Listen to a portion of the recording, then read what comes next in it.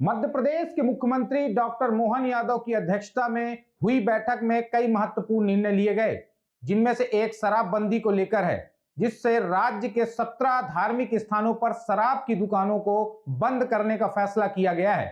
इसके साथ ही अब मंत्री तबादला कर सकेंगे। इसके अलावा विधवा और तलाकशुदा महिलाओं के पुनर्विवाह के लिए 2 लाख रुपए की आर्थिक सहायता देने का भी निर्णय लिया गया है। सामाजिक समरसता को बढ़ावा देने के लिए महू स्थित अंबेडकर विश्वविद्यालय के विकास हेतु 25 करोड़ रुपए की राशि मंजूर की गई है। प्रदेश के किसानों की अस्थायी विद्युत कनेक्शन को लेकर भी निर्णय लिया गया है। भोपाल में ग्लोबल इन्वेस्टर समिट को लेकर भी चर्चा हुई। ये जैसे उज्जैन नगर निगम संपूर्णतः शराब की दुकानों से बंदी रहेगी। दतिया नगर पालिका यहाँ भी यही पूरी शराबबंदी रहेगी। पन्ना ये भी नगर पालिका है, नगर पालिका क्षेत्र में शराब की दुकानें बंद रहेगी। मंडला नगर पालिका, मुल्ताई नगर पालिका, मंदसौर पशुपतिनाथ की नगरी ये भी इसी प्रकार से इनके साथ बंद रहेगी।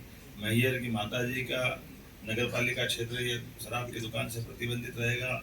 ओंकारेश्वर की नगर परिषद, महेश्वर की नगर परिषद, मंडलेश्वर की नगर परिषद, ओरछा और चित्रकूट की नगर परिषद और अमरकंटक, खास करके चित्रकूट और अमरकंटक हम सब ध्यान दें इस मामले में।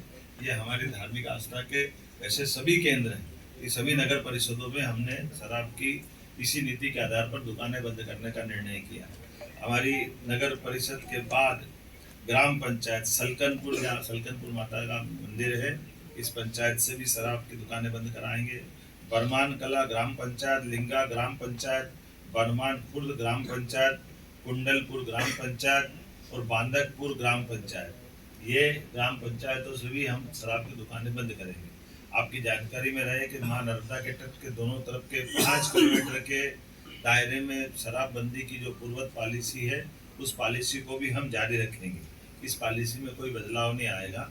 कुल मिलाकर के प्रदेश भर से जो मैंने आपके बारे में बताने का प्रयास किया है कि हम ये शराबबंदी का हिस्सा चलेंगे। एक मुख्य कारण यहाँ की बैठक करने का और भी था, कैबिनेट की बैठक का, जो नारी सशक्तिकरण की दिशा में हमारे यशस्वी प्रधानमंत्री की जो भावना है, गरीब, महिला, किसान और युवा, ऐसे में युवा और किसान की पॉलिसियां हमने मिशन मोड में पिछली कैबिनेट में लाए थे।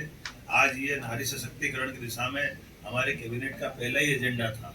जब हम अपनी बहनों की ज़िंदगी में बेहतर से बेहतर सरकार क्या मदद कर सकती है और स्त्री सशक्तिकरण का ये सबसे सक्षम उदाहरण राज्य बने, इस दिशा में हमने आज खासकर महिलाओं की सामाजिक आर्थिक विकास के उद्देश्य के लिए विमेन लीड डेवलपमेंट प्रयास के आधार पर हमने ये पूरा योजना बनाई है, जिसमें शिक्षा, स्वास्थ्य, पोषण, आर्थिक विकास और सुरक्षा, साथ ही साथ महिलाओं और बालिकाओं की विभिन्न सरकारी सेवाओं में पहुंच निश्चित हो, महिलाओं के आर्थिक स्वावलंबन, समाज में आर्थिक भागीदारी बढ़ाने के एकीकृत प्रयास करना, समाज में महिला और बालिका की सकारात्मक व्यवहार हेतु परिवर्तन, पुरुष संवेदनशीलता बढ़ाना, ये ऐसे कई प्रकार के कामों के साथ हमने मिशन मोड पे चलने का प्रयास किया है, जिसमें मिशन के प्रमुख लक्ष्य में जन्म के समय लिंगानुपात 5 अंक प्रति 1000 की वृद्धि में वृद्धि करना, बालिकाओं की 10 और उससे अधिक वर्षों की स्कूली शिक्षा में